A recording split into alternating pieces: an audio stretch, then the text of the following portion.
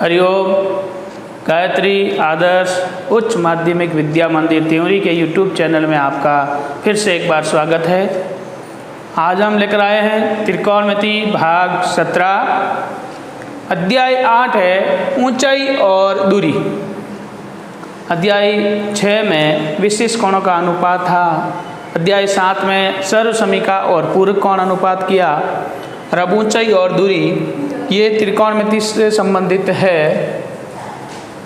इसमें से बोर्ड परीक्षा में माध्यमिक शिक्षा बोर्ड अजमेर की जो वार्षिक बोर्ड परीक्षा होती है उसमें 3 अंक का एक क्वेश्चन दिया जाता है,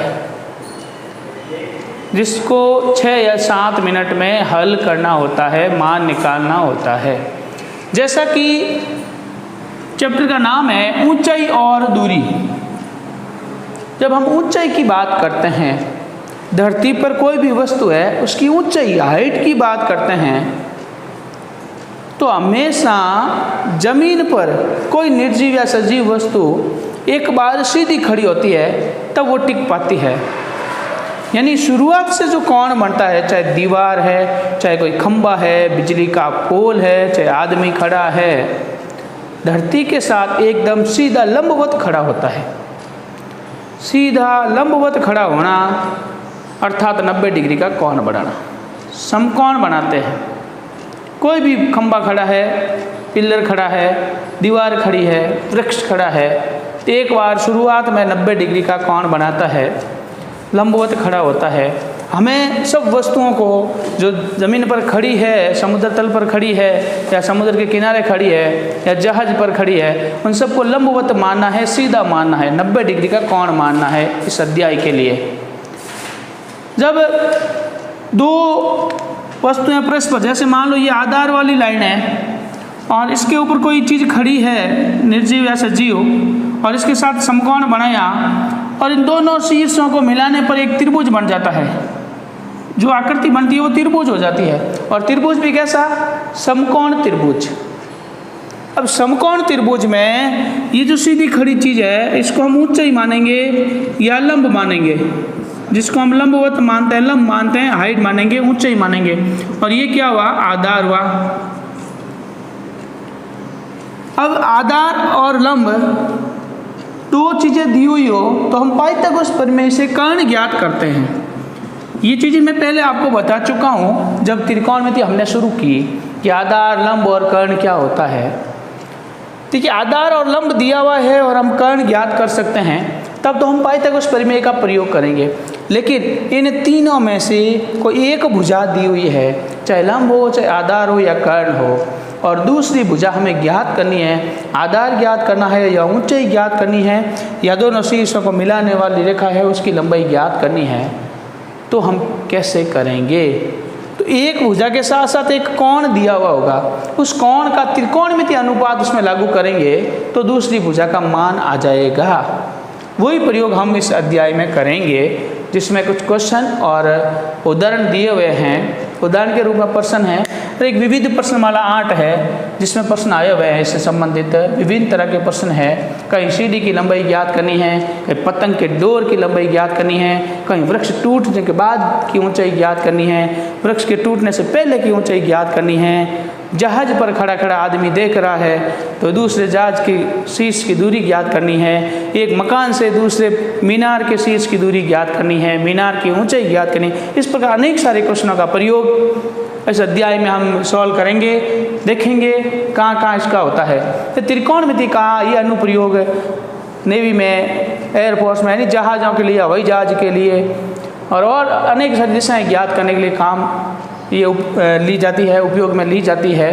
कि बड़े स्तर पे काम आती है, इंजीनियर लोग काम लेते हैं, वैज्ञानिक लोग काम लेते हैं। लेकिन हमें अपने 10वीं पाठ्यक्रम के हिसाब से ऊंचाई और दूरी तैयार करनी है। 3 नंबर का चैप्टर है, वो हम ये क्वेश्चन सिद्ध करके सॉल्व करके करेंगे तैयार, जो बोर्ड की दृष्टि से महत्वपूर्ण है।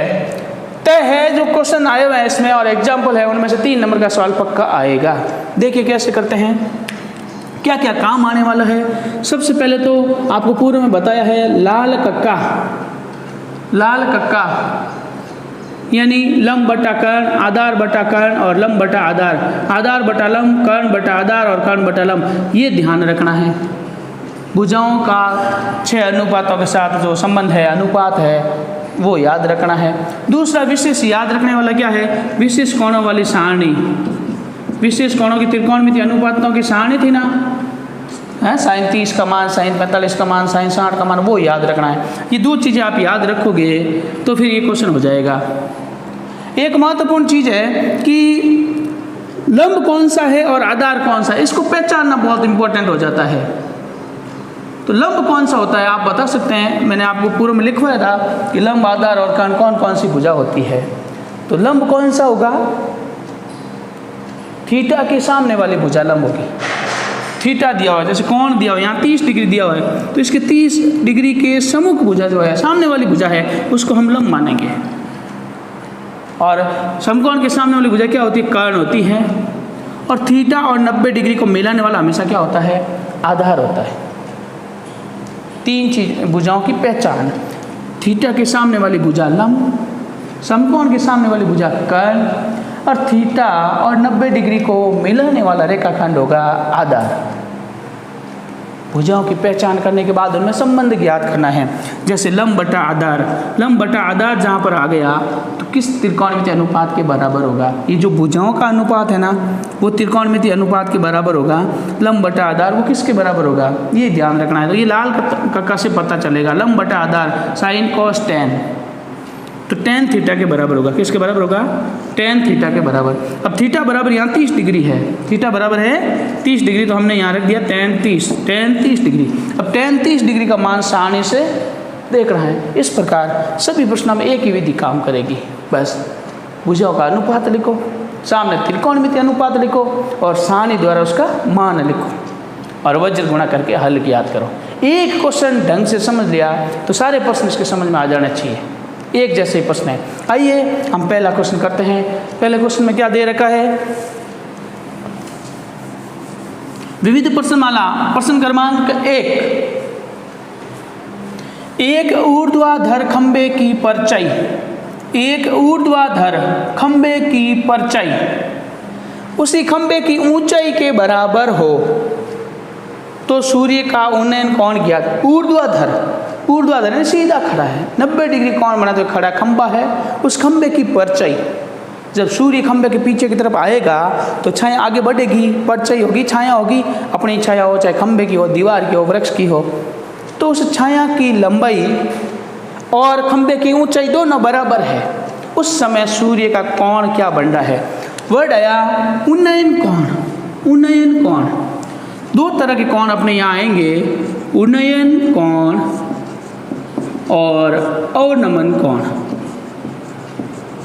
उन्नयन कोण होता है नीचे से ऊपर की ओर देखना, जब अपनी दृष्टि रेखा ऊपर की ओर जाएगी तो वो उन्नयन कोण बनेगा, सूर्य की ओर जाएगी। यहाँ जमीन पर खड़े खड़े सूर्य की तरफ देख रहे हैं, तब दृष्टि रेखा के साथ जो कोण बन रहा है वो होगा उन्नयन कोण। एक काल्पनिक रेखा खींचनी होगी आधार, जैसे यहाँ एक व्यक्ति खड़ा है और इधर कोई दीवार है या मीनार है उसकी तरफ देख रहा है या सूर्य की तरफ देख रहा है, तो ये एक आधार है।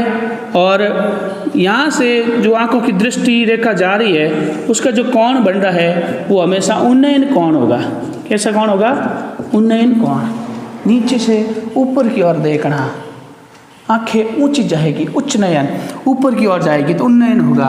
अवनमन, नीचे की ओर देखना, ऊपर आदमी बैठा है, जैसे मकान की छत पर बैठा है और नीचे की तरफ देख रहा है आदमी, तो वो अवनमन कोण, आंख दृष्टि रेखा झुक रही है, नीचे की ओर आ रही है, तो ऊपर अवनमन कोण बनेगा काल्पनिक रेखा के ऊपर। कैसे होगा अवनमन कोण, जैसे ये अपने कोई छत है, दीवार है या कोई तट है, यहाँ कोई एक व्यक्ति बैठा है, यहाँ व्यक्ति बैठा है और ये नीचे की ओर देख रहा है, यहाँ से ये इस व्यक्ति की आंखें हैं और नीचे कोई ज़मीन पर सड़क पर कोई कार जा रही है या कोई व्यक्ति जा रहा है और वहाँ पर कोई देख रहा है व्यक्ति, तो ये जो कोण बनेगा वो इसका उन्नयन कोण होगा दृष्टि रेखा के साथ। पहले इधर देखा, इस तरफ मुँह किया हुआ व्यक्ति के, उस तरफ देखा, फिर नीचे देखा, तो ये जो बीच में गैप आ रहा है, जो कोण बन रहा है वो अवनमन कोण कहलाएगा। अवनमन कोण, अवनमन कोण कहलाएगा।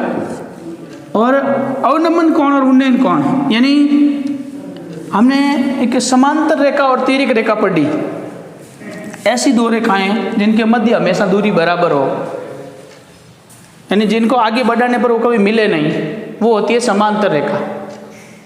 दो ऐसी सरल रेखाएं, ऐसी दो सरल रेखाएं जिनके बीच दूरी सदैव समान बनी रहे, कभी आगे बढ़ाने पर मिले नहीं, वो समांतर रेखाएं कहलाती थी। समांतर रेखा को जब कोई एक तिर्यक रेखा काटती है तो बनने वाले एकांतर कोण बराबर होते हैं। ऐसा आपने पूरी कक्षा में पढ़ा, एकांतर कोण। तो ठीक इसी प्रकार अवनमन कोण और उन्नयन कोण ये एकांतर कोण हो गए। अवनमन कोण और उन्नयन कोण कैसे हो गए?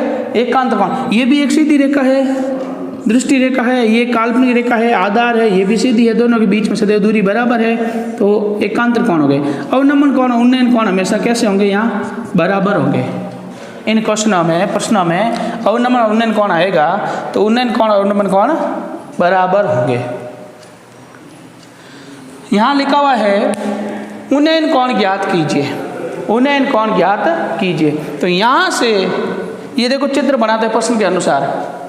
भाषा जो लिखी हुई है उसको ध्यान से पढ़ना है, समझना है और उसके बाद चित्र बनाना है, आकृति बनानी है त्रिभुजाकार। यदि त्रिभुज की आकृति ढंग से बन गई और आपने ऊंचाई और आधार को पहचान लिया तो ये क्वेश्चन आधा सॉल्व हो गया, समझो, बहुत ईजी हो जाएगा।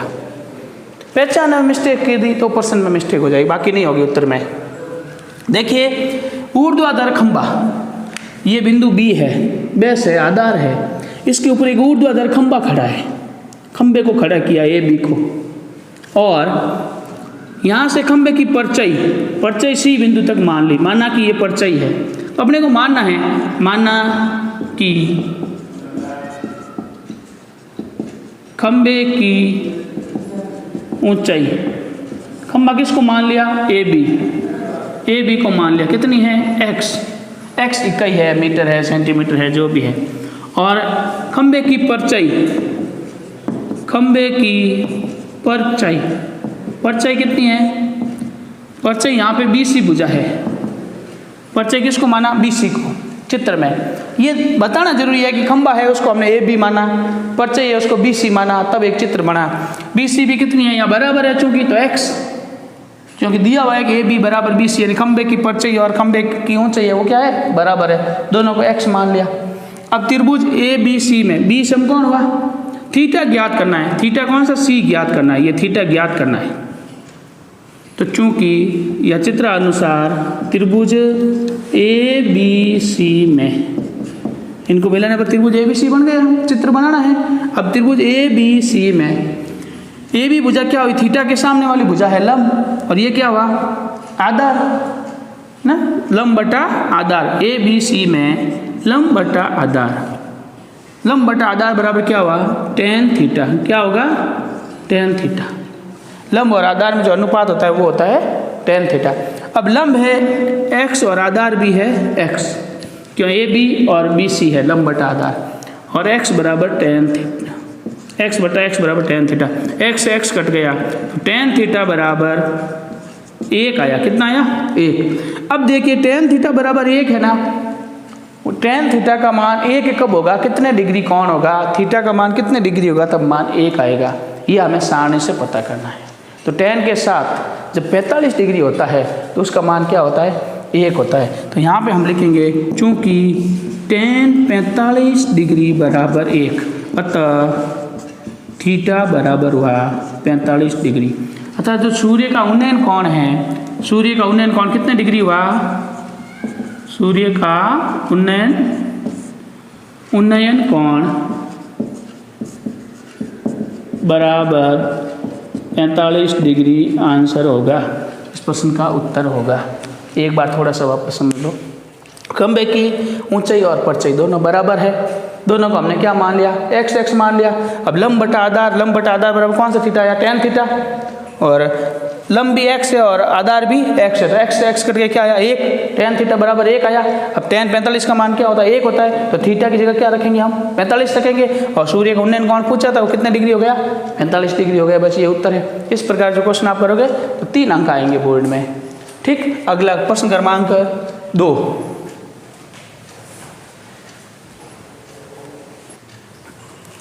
प्रश्न क्रमांक 2, विविध प्रश्नमाला प्रश्न क्रमांक 2। यदि एक मीनार के पाद बिंदु से मीनार का पाद बिंदु यानी आधार से, मीनार के आधार से 100 मीटर की दूरी पर, कितने मीटर की दूरी पर? 100 मीटर की दूरी पर स्थित बिंदु से उसके शिखर का उन्नयन कोण 60 डिग्री हो तो मीनार की ऊंचाई ज्ञात कीजिए। प्रश्न की भाषा समझनी है और उसको चित्र के रूप में बदलना है, चित्र बनाना है, आकृति बनानी है, त्रिभुजाकार बनेगी। आकृति सही बनी तो उत्तर सही। ठीक, देखते हैं मीनार। अब मीनार को खड़ा कर दो या एमएन। देखो मानने में, गणित में मानना बहुत आसान है।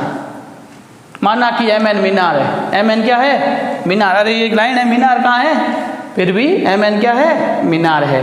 अब मीनार से दूरी कितनी दूरी? 100 मीटर। 100 मीटर दूरी है ना। आर बिंदु स्थित है 100 मीटर दूरी पर, और आर बिंदु से मीनार के शिखर का, ये मीनार का शिखर है, यहाँ चोटी है मीनार की, लास्ट बिंदु है मीनार का। तो मीनार का जो शिखर है उससे आर बिंदु पर यहाँ खड़ा खड़ा कोई व्यक्ति मीनार की तरफ देख रहा है। यहाँ धरती पर खड़ा खड़ा कोई व्यक्ति मीनार की तरफ देख रहा है सीधा। यहाँ मीनार के शिखर पर कोई चीज़ रखी हुई या कोई बैठा है, तो यहाँ से मीनार की ओर देखेंगे और उन्नयन कोण जो बन रहा है वो बता रहा है। आंखों के बीच में दृष्टि रेखा और ये काल्पनिक रेखा, इसके बीच में जो कोण बन रहा है वो बन रहा है 60 डिग्री का। कितना डिग्री बन रहा है? 60 डिग्री का। और हमें इस मीनार की ऊंचाई ज्ञात करनी है। देखो केवल एक भुजा दी हुई, आधार, ये दूरी दी हुई है, तो कोई ऊंची मीनार हो जब ऊपर चढ़ नहीं पाए और उसकी ऊंचाई हमें ज्ञात करनी है, तो हम क्या करेंगे? ज़मीन पर फीता लेके उस दूरी को माप लेंगे और फिर अपने पास जो चंदा होता है ना, उससे कोण माप लेंगे कि लो इसकी ऊंचाई का कोण कितना बन रहा है। उसके लिए 1-2 मीटर चाहिए अपने को, कोण माप लेंगे। अब कोण और ये दूरी माप कर हम ये बता देंगे कि मीनार कितनी ऊंची है। काम आता है कि नहीं आता ऐसे क्वेश्चन?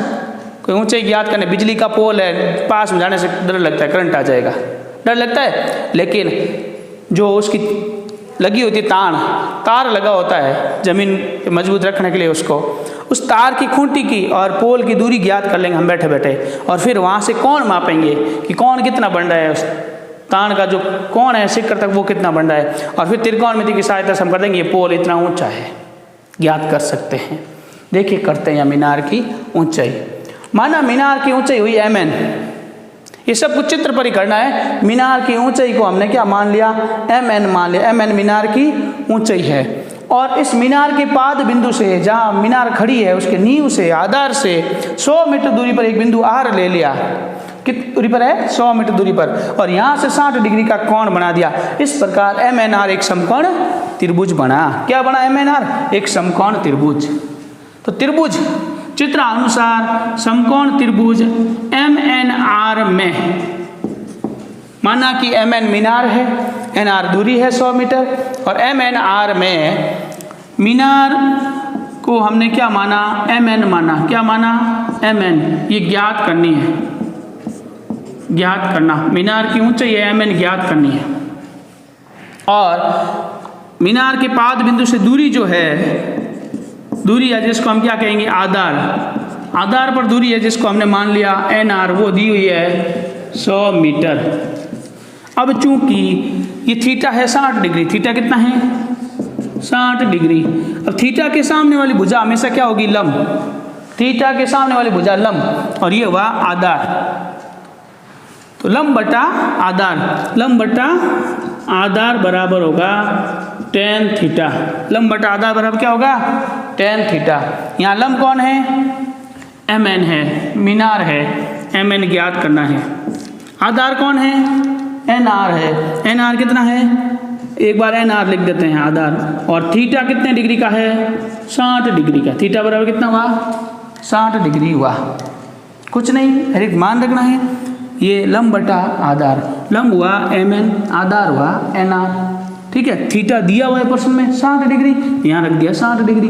अब चूंकि लंब बटा आधार क्या होता है? tan theta. ये अपने को याद रखना पड़ेगा लाल तत्व की सहायता से, कि लंब बटा आधार आते ही tan थीटा आएगा। बस एक चीज़ याद रखनी, बाकी सब दिया हुआ है। अब tan 60 का मान, tan 60 का मान रखना है। तो लंब बटा आधार mn, mn का मान ज्ञात करना है, mn का मान ज्ञात करना है। और आधार जो है ना वो दिया हुआ है 100 बराबर tan 60 का मान, tan 60 बराबर कितने हुआ √3 वर्गमूल 3, या mn बराबर 100 को मल्टीप्लाई कर दो 100√3 100 वर्गमूल 3 मीटर, चूंकि 100 मीटर दिया हुआ तो ये भी मीटर में आएगा।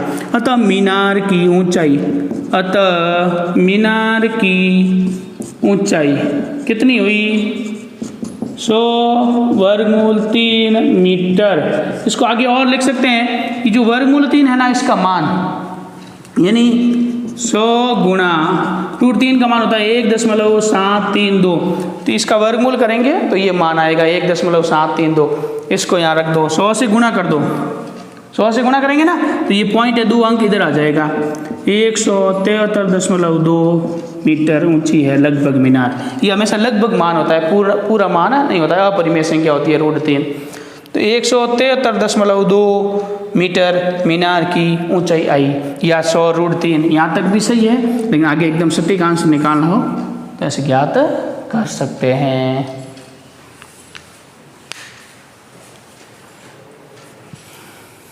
क्वेश्चन क्रमांक 3, 15 मीटर लंबी एक सीढ़ी, सीढ़ी समझते हो, चढ़ने के लिए सीढ़ी होती है ना, इस प्रकार